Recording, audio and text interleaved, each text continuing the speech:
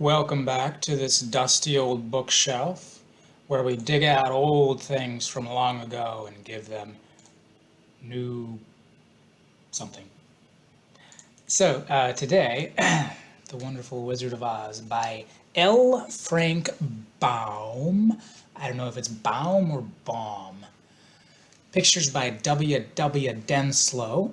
And look at that ugly lion with green glasses. We know why they are green because we know how the story goes. But why is he so ugly? Well, anyway, there he looks like an actual cowardly lion. Yeah, so this is the book published. I don't know when this when this particular edition came out, but the story was published in 1900 on the dot, apparently, by L. Frank Baum, illustrated by Denslow.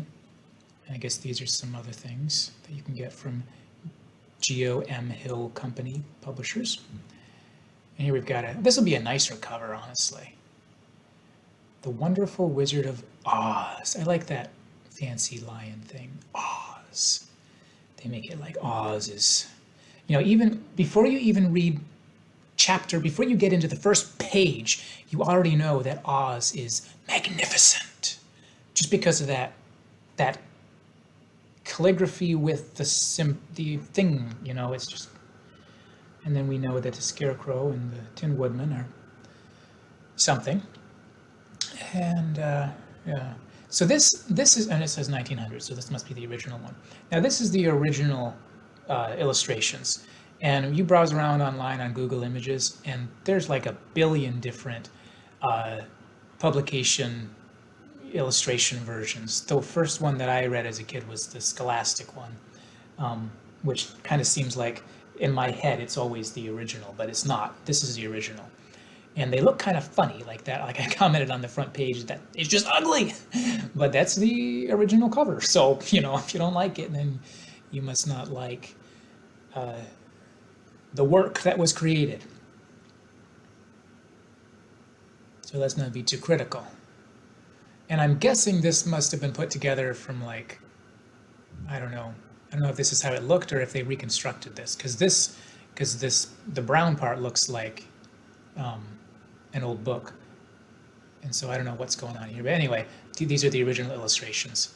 I'm guessing this is probably a scanned thing, because when you see these ones, that looks like it's an actual. That's what the page looked like.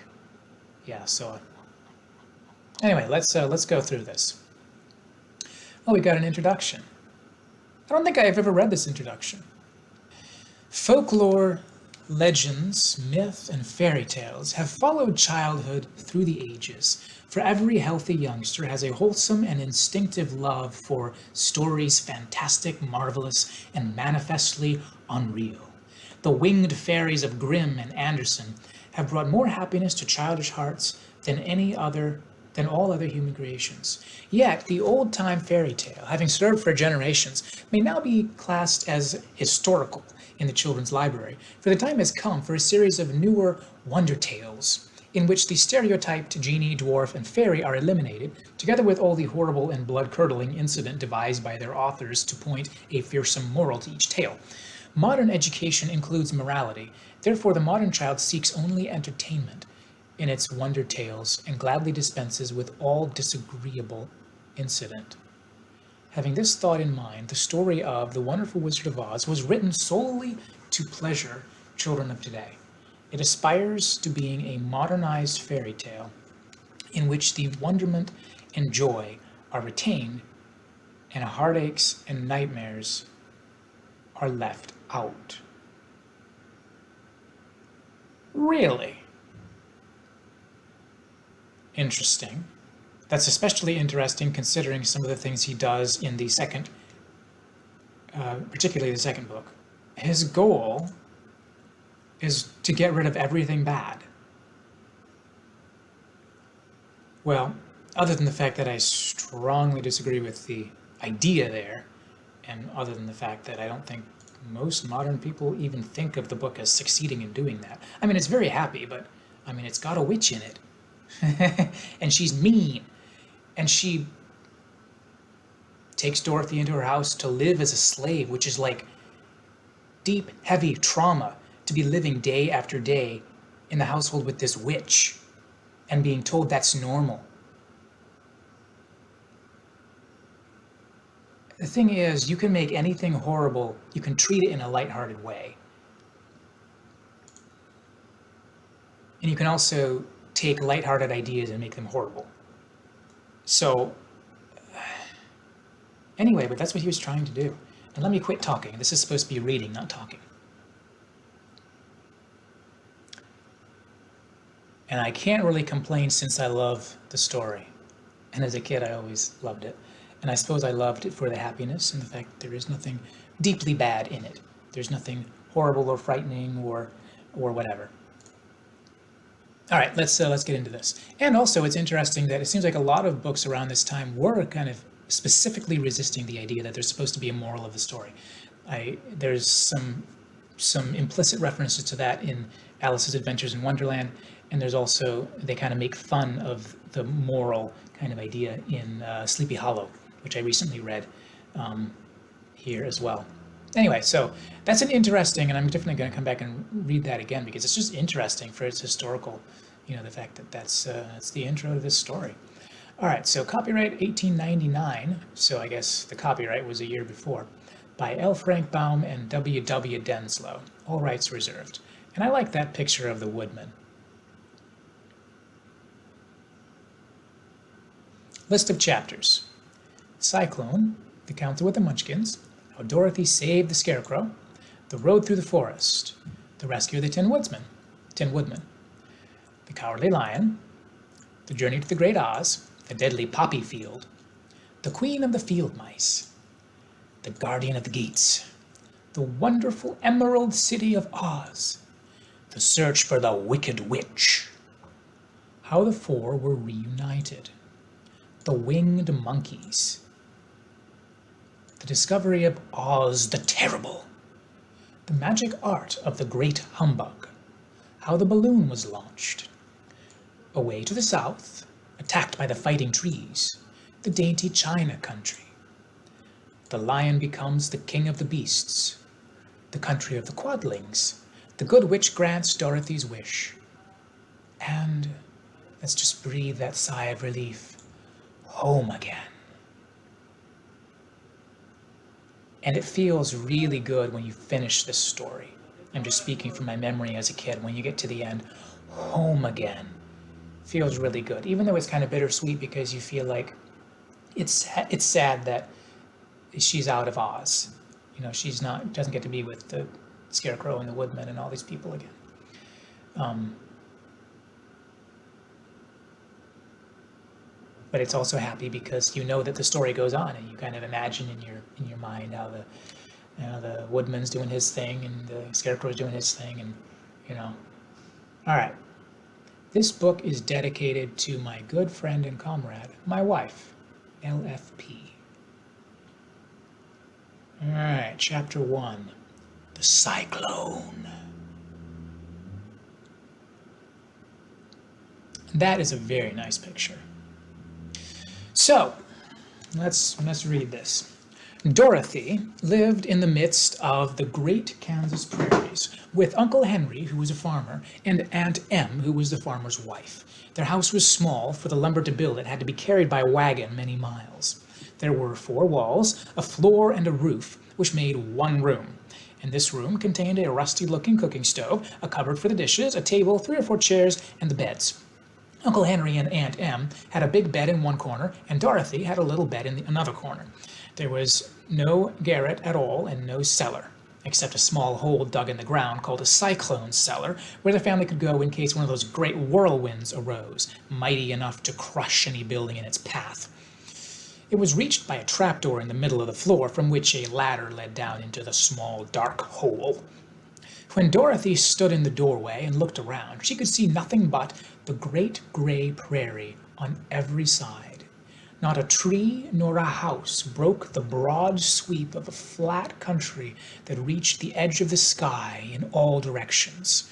The sun had baked the plowed land into a gray mass with little cracks running through it. Even the grass was not green, for the sun had burned the tops of the long blades until they were the same gray color to be seen everywhere. Once the house had been painted, but the sun blistered the paint and the rains washed it away. And now the house was as dull and gray as everything else. When Aunt Em came there to live, she was a young, pretty wife. The sun and wind had changed her, too.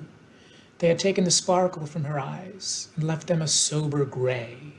They had taken the red from her cheeks and lips, and they were gray also. She was thin and gaunt and never smiled now.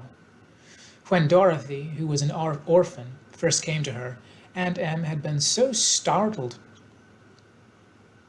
by the child's laughter that she would scream and press her hand upon her heart whenever Dorothy's merry voice reached her ears, and she still looked at the little girl with wonder that she could find anything to laugh at. Uncle Henry never laughed. He worked hard from morning till night and did not know what joy was. He was gray also, from his long beard to his rough boots, and he looked stern and solemn and rarely spoke. It was Toto that made Dorothy laugh and saved her from growing as gray as her other surroundings. Toto was not gray. He was a little black dog with long silky hair and small black eyes that twinkled merrily on either side of his funny wee nose. Toto played all day long, and Dorothy played with him and loved him dearly. Today, however, they were not playing. Uncle Henry sat up on the doorstep and looked anxiously at the sky, which was even grayer than usual. Dorothy stood in the door with Toto in her arms and looked at the sky too. Aunt Em was washing dishes.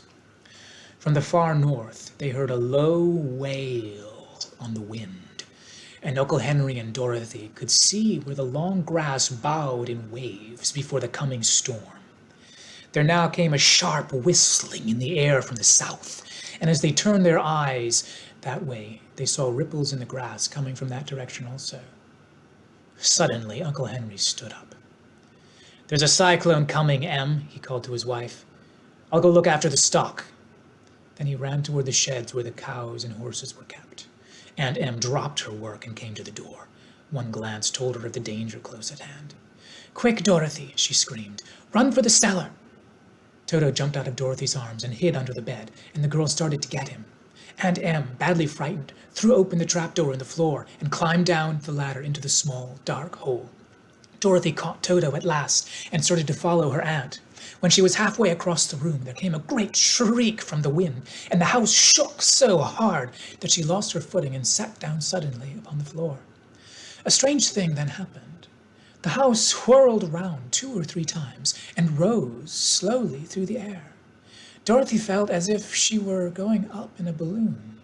The north and south winds met where the house stood and made it the exact center of the cyclone.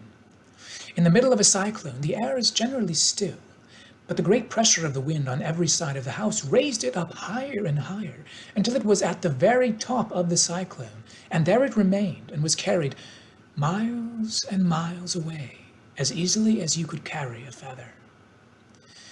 It was very dark, and the wind howled horribly around her, but Dorothy found she was riding quite easily. After the first few whirls around, and one other time when the house tipped badly, she felt as if she were being rocked gently, like a baby in a cradle. Toto did not like it. He ran about the room, now here, now there, barking loudly, but Dorothy sat quite still on the floor and waited to see what would happen.